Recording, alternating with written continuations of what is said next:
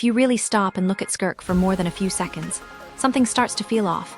And I don't mean in the obvious, mysterious swordswoman from the abyss kind of way.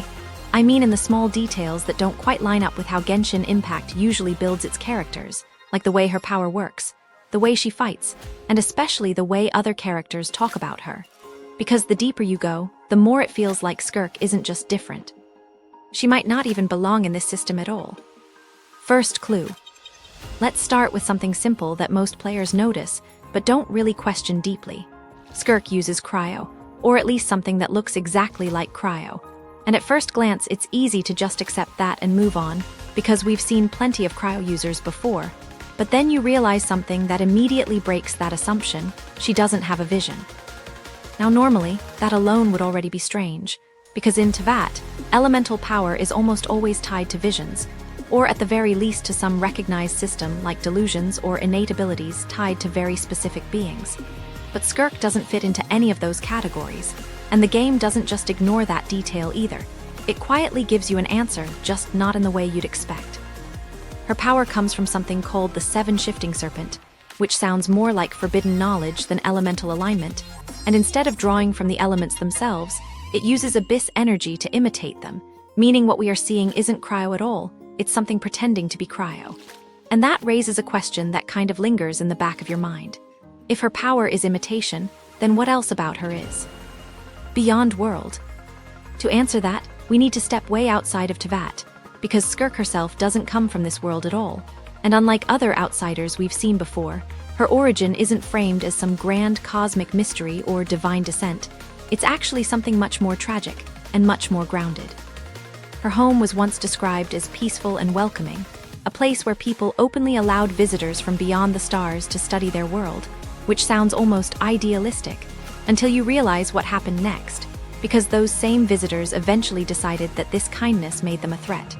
And what followed wasn't conflict, it was extermination. Skirk didn't survive because she was strong or chosen or protected by fate. She survived because she wasn't there. She was literally skipping class when her entire world was wiped out, and that detail feels almost uncomfortable in how random it is, like her survival wasn't destiny. It was an accident. And right when everything should have ended for her, someone appeared. Tartaglia. He didn't just save her, he took her in, trained her, and eventually threw her into Teyvat by tearing open the false sky, which already sounds like a concept we're not fully meant to understand yet. But what matters more is why he did it. He didn't raise her to protect her. He raised her to fight him one day. Not Descender. Now here's where things get even more interesting, because when we talk about characters from beyond Teyvat, there's usually one term that comes up: Descenders, beings who exist outside the world's control and can change its fate. But Skirk isn't one of them. She's something else entirely, a Trespasser.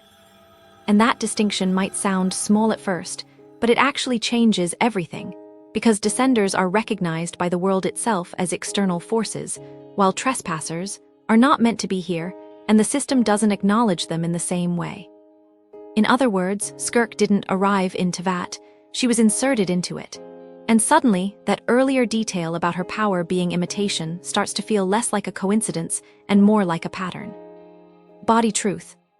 Because if her power isn't real cryo, then maybe her body isn't entirely real either. And this is where the story takes a turn that honestly recontextualizes everything we've talked about so far, because Skirk didn't just lose her home during that genocide, she lost her body. All of it. Her limbs were gone, and what came after wasn't recovery, it was reconstruction. During her training under Tartaglia, her body was repeatedly broken and rebuilt using abyss energy, over and over again, until eventually there was nothing left of her original physical form, and what exists now isn't flesh and blood, it's something closer to a stabilized manifestation of the abyss itself. Which also explains something that might have seemed like just a small character detail before: she doesn't feel pain.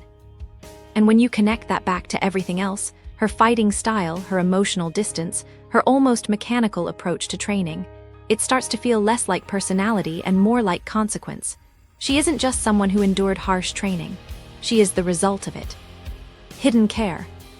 And yet, despite all of that, there's this really interesting contradiction in how she interacts with others, especially Tartaglia. Because if you only look at their dynamic on the surface, it's easy to see her as this cold, overwhelming master figure. someone who pushed Ajax through brutal training without hesitation, and to be fair, that's not entirely wrong. But then you learn one small detail that flips that perception completely, when she fought him using only one hand. It wasn't arrogance. It was restraint, because from her perspective, using her full strength would have literally broken him, and suddenly, what looked like harshness starts to look a lot more like controlled care, shaped by someone who knows exactly how far things can go because she's already gone far beyond that limit herself. And that idea carries over into her interaction with the Traveler as well, where instead of just observing or ignoring us, she actively chooses to train us after we suffer soul damage from abyss exposure, almost like she recognizes something familiar in that experience, which also quietly establishes something kind of funny but also meaningful. If Skirk is the master, and Tartaglia is her student, then we are technically learning from our senior brother. Boundaries.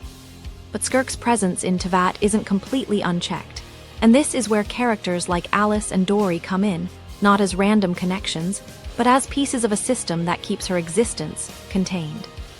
Alice, who acts as a kind of overseer of Teyvat's boundaries, allows Skirk to remain, but with conditions, specifically that she doesn't interfere too much with the world itself, unless it involves punishing evil or maintaining balance. Which is interesting, because it suggests that Skirk isn't just dangerous, she's potentially disruptive to the structure of Teyvat itself. And then there's Dory, who turns that entire situation into something almost absurdly practical, acting as Skirk's business partner and buying rare abyss materials from her, which creates this strange contrast where someone who is essentially an otherworldly weapon is also just trying to earn Mora to keep training. Final meaning.